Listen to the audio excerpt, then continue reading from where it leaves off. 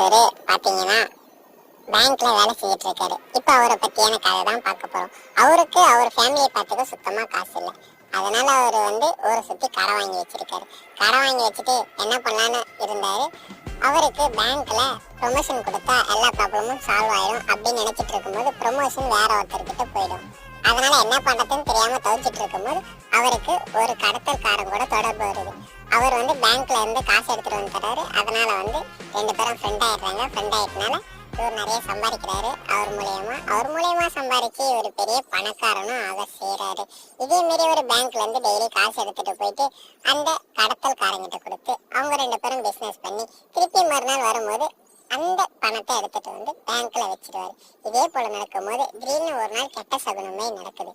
என்னன்னு கேட்டீங்கன்னா அவருடைய பேங்க்ல வேலை செஞ்சவரை அரெஸ்ட் பண்றாங்க. இதே மாரி இந்த கதை போயிட்டு இருக்கு. அடுத்து என்ன ஆகுதுன்னு பார்ட் 2ல பார்ப்போம்.